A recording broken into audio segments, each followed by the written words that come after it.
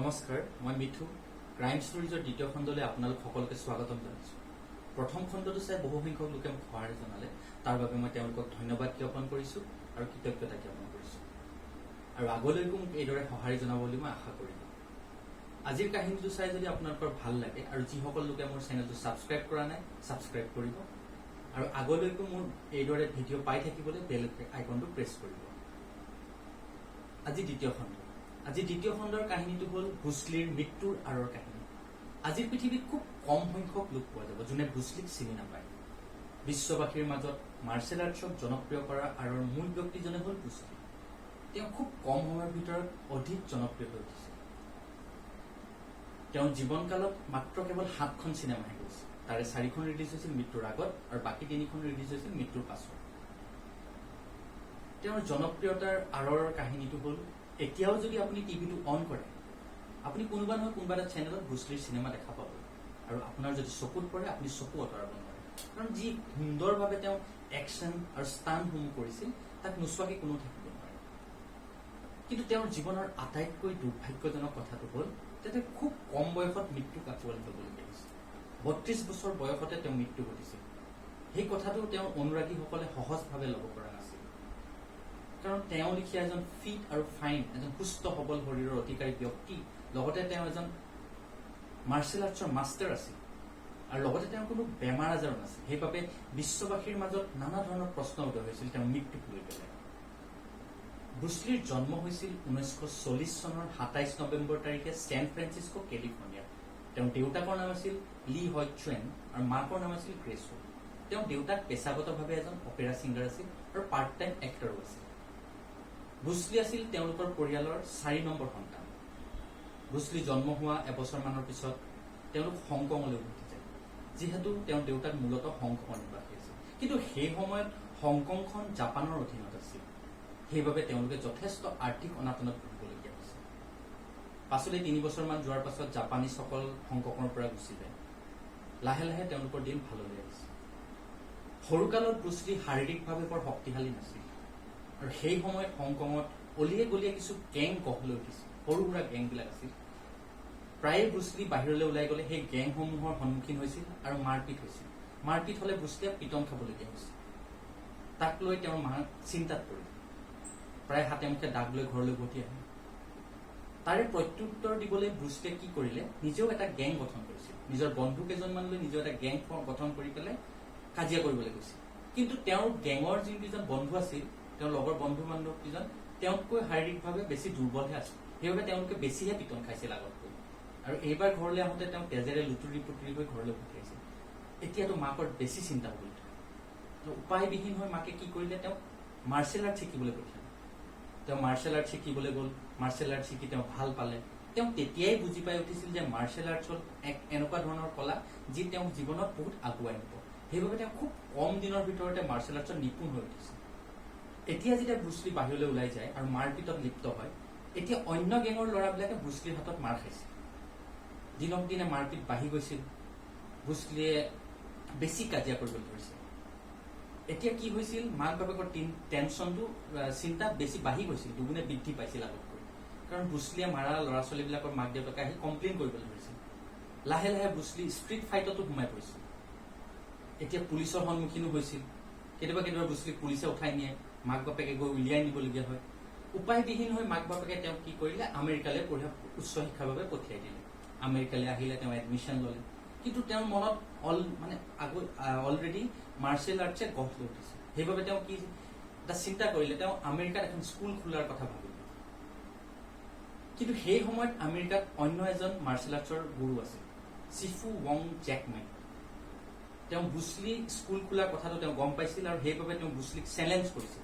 যদি তেওঁ কৈছিল যে ব্ৰুচলিয়ে তাত স্কুল খুলিব বিচাৰিছে, তেওঁৰ লগত এখন ফাইট কৰিব লাগিব আৰু ফাইটত জিকিব লাগিব। সেইমতে ব্ৰুচলিয়ে চেলেঞ্জ একচেপ্ট কৰিলে আৰু ফাইটত নাম গ'ল। কিন্তু সেই ফাইটখনত ব্ৰুচলিৰ সন্মুখত সেই মাষ্টাৰজন বেছি সময় টিকিব নোৱাৰিলে। 1.5 মিনিটতকৈও অধিক সময় টিকি থাকিব নোৱাৰিলে। ব্ৰুচলি জিকিলে আৰু ফাইনেলি ব্ৰুচলিয়ে চৰ্ত জিকিলে আৰু স্কুল খুলিলে, নিজৰ মাৰ্চেল আৰ্টছৰ স্কুল খুলিলে। কিন্তু তেওঁ পুৰণা মাৰ্চেল আৰ্টছৰ টেকনিকসমূহ শিকোৱা নাছিল। তেওঁ নিজে এটা নতুন ফৰ্ম বনাইছিল, যাক নাম দিছিল জিট কুণ্ডু, আৰু ইংলিছত ক'বলৈ গ'লে দ্য ৱে অফ ইণ্টাৰচেপ্টিং ফিষ্ট। তেওঁ যোনটো মানে মাৰ্চেল আৰ্টছৰ নতুন টেকনিক ডেভেলপ কৰিছিল সেইটো অধিক জনপ্ৰিয় হৈ উঠিছিল মানুহৰ মাজত। দিন বাগৰি গ'ল। 1964 ব্ৰুচলিয়ে ইউনিভাৰ্চিটি অফ ৱাশ্বিংটনত এডমিশ্যন ল'লে। তাত তেওঁ ফিলচফিত মেজৰ ল'লে। তেতিয়া তেওঁ এগৰাকী আমেৰিকান মহিলাক লগ পাইছিল, লিণ্ডা, এমেৰী লিণ্ডা নামৰ এগৰাকী আমেৰিকান মহিলাক তাত লগ পাইছিল আৰু দুয়োজনে ইজনে সিজনৰ প্ৰেমত পৰিল আৰু শেষৰ ফালে বিবাহ পাশত আবদ্ধ হ'ল। তেওঁলোকৰ 1965 এটি পুত্ৰ সন্তান জন্ম হয় যাৰ নাম থয় ব্ৰেণ্ডন লী। তাৰপিছত লাহে লাহে তেওঁলোকৰ স্কুল চলিবলৈ ধৰিলে, ইখনৰ পিছত সিখন নতুন স্কুল খুলিবলৈ ধৰিলে ব্ৰুচলিয়ে। 1969 তেওঁলোকৰ এটি মানে কন্যা সন্তান জন্ম হয় যাৰ নাম থয় শ্যানন লী। তাৰপিছত ব্ৰুচলিয়ে চিনেমাত নতুন অভিনয় কৰাৰ সুযোগ পালে। এখন চিনেমা কৰিলে, তাৰপিছত ইখনৰ পিছত সিখন চিনেমা কৰি তেওঁ জনপ্ৰিয় হৈ উঠিল। তেওঁ চিনেমাবিলাক হিট হ'বলৈ ধৰিলে। সেই কথাটো সেই সময়ত আমেৰিকান কিছু সংখ্যক লোকে সহ্য কৰিব পৰা নাছিল, কাৰণ তেওঁ মূলতঃ এগৰাকী হংকঙৰ নিবাসী আছিল।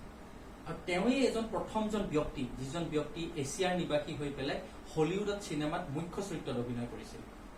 তেওঁৰ আগত কোনো এছিয়াৰ মানুহে হলিউডৰ চিনেমাত মুখ্য চৰিত্ৰত অভিনয় কৰিবলৈ সুযোগ পোৱা নাছিল আৰু তেওঁ মুখ্য চৰিত্ৰত অভিনয় কৰি জনপ্ৰিয় হৈ উঠিছিল। দিন বাগৰি গ'ল, ব্ৰুচলি অধিক জনপ্ৰিয় হৈ উঠিল। কিন্তু হঠাৎ এদিন ব্ৰুচলিৰ মৃত্যুৰ খবৰ ওলাল। সেই খবৰটো পাই বিশ্ববাসী আচৰিত হৈ উঠিল, কাৰণ তেওঁ লিখীয়া এজন ইমান কম বয়সীয়াল, লগতে ইমান সুস্থবান, এজন শাৰীৰিকভাৱে সুস্থ সবল ব্যক্তি কেনেকৈ মৃত্যু হ'ব পাৰে। তেওঁ কোনো বেমাৰ আজাৰো নাছিল। সেইবাবে বিশ্ববাসীৰ মাজত নানা ধৰণৰ প্ৰশ্ন উদয় হৈছিল। সেই ঘটনাটো ঘটিছিল 20 জুলাই 1973। ব্ৰুচলি সেই সময়ত আছিল হংকঙত। তেওঁ এখন নতুন চিনেমা গেম অফ ডেথ নামৰ এখন নতুন চিনেমাৰ শ্বুটিঙৰ বাবে যা যোগাৰ চলাই আছিল। সেই দিনটোত তেওঁ দিনৰ ভাগত যথেষ্ট সুস্থ আছিল। দিনৰ ভাগত তেওঁ 11টামান বজাত জেমছ বন্ড, সেই সময়ৰ জেমছ বন্ড নামৰ চিনেমাখনৰ অভিনেতা এজনৰ লগত নতুন চিনেমা কৰাৰ বাবে এখন মিটিঙত বহিছিল 11টামান বজাত। দিনৰ 2টা বজাত তেওঁ এখন লাঞ্চত মিটিঙত বহিছিল প্ৰডিউচাৰৰ সৈতে। ঠিক আবেলি সময়ত তেওঁৰ বিজনেছ পাৰ্টনাৰ চাও নামৰ বন্ধু আছিল, লগতে তেওঁৰ বিজনেছ পাৰ্টনাৰ আছিল, তেওঁৰ লগতো এখন মিটিং কৰে। তাৰপিছত সন্ধিয়া সময়ত তেওঁ মিষ্ট্ৰেছৰ ঘৰলৈ গৈছিল, বেটি টিংপিৰ। তাত গৈ তেতিয়া সন্ধিয়া সময়ত তেওঁ জিৰাবলৈ যোৱাৰ সময়ত তেওঁ সন্ধিয়া সময়ত মূৰৰ বিষৰ অনুভৱ কৰে, মূৰ বিষ হয়। তেওঁ তেতিয়া 2টা দৰৱ লয়, বেটি টিংপিয়ে দিয়ে তেওঁক দৰৱ 2টা মেডিচিন দিয়ে। এটা দিয়ে এছপিৰিন, সেইটো হ'ল পেইন কিলাৰ, আৰু এটা দিয়ে মেক্ৰবিমেট নামৰ টেবলেট।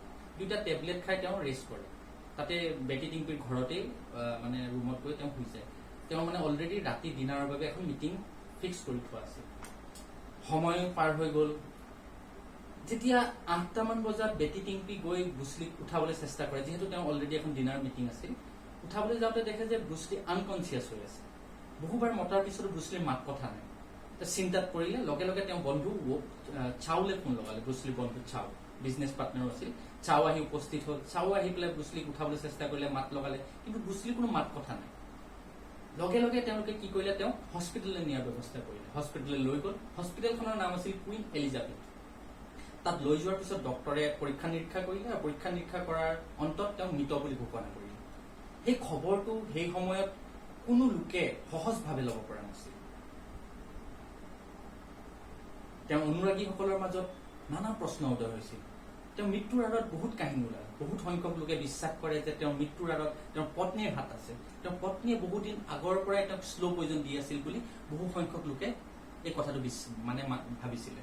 কিন্তু কিছু সংখ্যক লোকে বিশ্বাস কৰে যে তেওঁৰ মৃত্যুৰ আঁৰত চাইনাৰ হাত আছে, কাৰণ চাইনিজসকলেও তেওঁৰ তেওঁ যি ধৰণে জনপ্ৰিয়তা অৰ্জন কৰিছিল সেই কথাটোলৈ সন্তুষ্ট হ'ব পৰা নাছিল। সেইবাবে চাইনিজ এটা ট্ৰাইব নামৰ এটা অৰ্গেনাইজেশ্যন আছিল চোৰাংচোৱা, সেই অৰ্গেনাইজেশ্যনটোৱে গুপ্তভাৱে তেওঁক হত্যা কৰিলে বুলি কিছু সংখ্যক লোকে বিশ্বাস কৰে।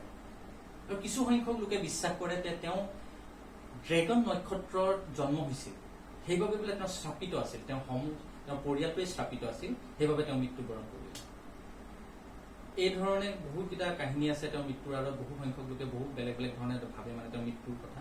কিন্তু পাছলৈ যেতিয়া পষ্টমৰ্টমৰ ৰিপৰ্টটো ওলালে, পষ্টমৰ্টমৰ ৰিপৰ্টত ওলালে যে তেওঁ এছপিৰিন আৰু মেক্ৰবিমেট নামৰ 2টা যে টেবলেট খাইছিল, এই টেবলেট 2টাৰ ৰিয়েকশ্যন ঘটাৰ ফলত তেওঁ কি হ'ল, তেওঁ ব্ৰেইনত 13% ফুলি গ'ল, সেইবাবে তেওঁৰ মৃত্যু ঘটিল।